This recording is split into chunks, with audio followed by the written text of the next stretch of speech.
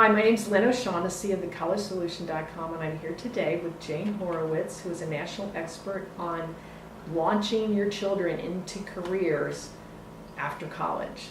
And today I want to talk to her about a question that's on a lot of parents' minds, and that is, I think there's, particularly for affluent families, they believe that the key to career success is to have their students, their kids, get into the most elite schools possible. And if they can do that, then their careers will be successful. And if they don't get into these elite, highly prestigious schools, they go to schools that people have never heard of, then somehow they're doomed from the very start. I don't believe that, and I'm going to I asked Jane, who's seen it all, who is a college career expert, what her take is on this. I'm like you, Lynn. I don't believe that either. So, last year, Frank Bruni from the New York Times came out with I think a book that every parent should read before you go through the college admissions process with your child. Is that I'm going to paraphrase the title, but the college you went through does not define you, right. Essentially. In fact, he contacted me and wrote a blog post that I ran on my blog, right, about his book, right, what his conclusions were about. Right, his conclusion, and essentially his conclusion is that where you do your undergraduate work does not define your career, it does not define your life. And I feel the same way, that the college that you go to does not define your destiny in any way. Right. So you want to go to a school where you will succeed. Mm-hmm. If you're if you're a good student, not that brilliant student, could you get into Harvard? Yeah, maybe. Will you succeed in Harvard? Chances are, maybe not. It might just be too hard. And you won't be able to define yourself there. You won't be able to find your niche there. So where you fit, just like with employers, becomes, for me, more important. Do you fit with the student body? Do you fit with the culture of the university? Will you get still a good experience there? Graduate school, I think, is very different. Right. Now, employers, it's a very interesting perspective on that. Mm-hmm.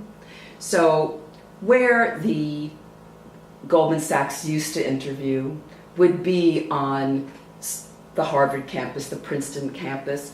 Interestingly enough, the University of Michigan, because of their business school program, their finance and economics program that students go through, that they would do that, but they're a small percentage of the number of employers that are out there in the universe.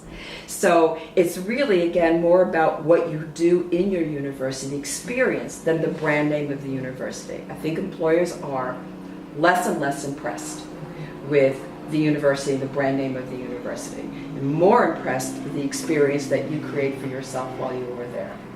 Now, you look at, you can read the numbers about, more Harvard law graduates become Supreme Court judges or become presidents of the United States or things like that. You can't deny the fact, it's there. But of course that is professional schools too. Right. That's a big difference, I think, from undergrad. Right. So you want to go to the place where you will do your best. Mm-hmm. I've always looked at that in terms of jobs. You don't have to be in the biggest and the smartest and the number one company.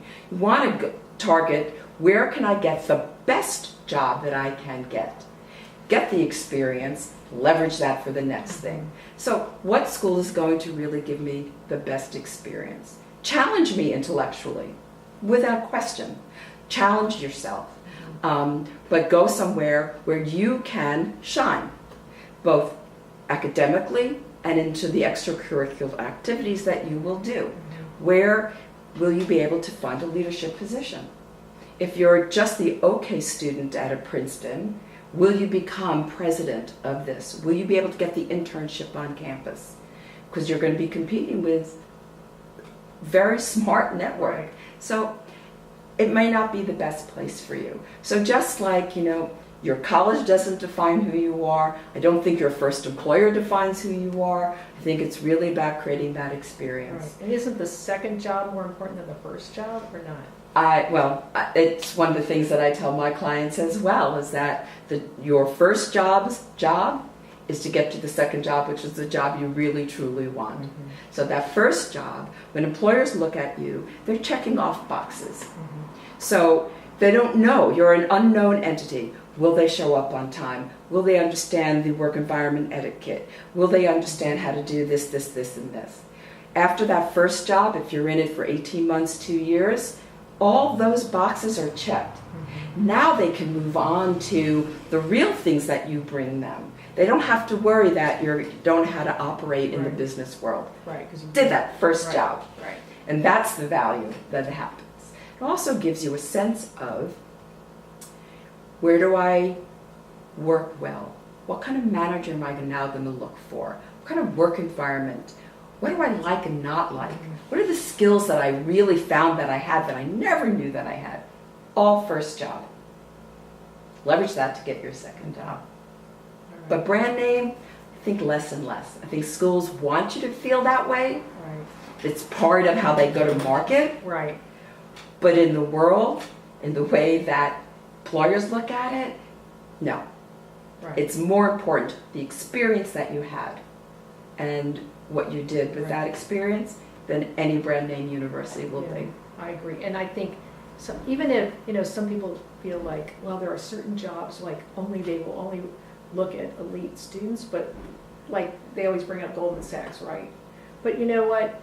When you think about it, even if you go, okay, these most elite schools that represent less than 0.5%, right, of all the college students, even if you say, okay, they're going to get the very best jobs, all of the very best jobs, they're going to hog them all, there's still like more than 99% of the jobs out there, right? I mean, they can't take them all, even if you would believe that, which I think is crazy. Right.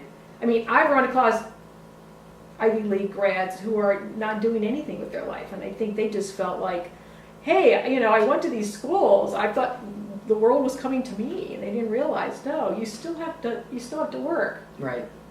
Yes, absolutely. So, Yeah, absolutely. I have a client who went to, not a brand name university in any sense of the word, wound up at Washington University's law school, which is great law school, but certainly doesn't have the reputation of Northwestern or Harvard or Britain or any of those schools, has the most magnificent job because of what she did with it.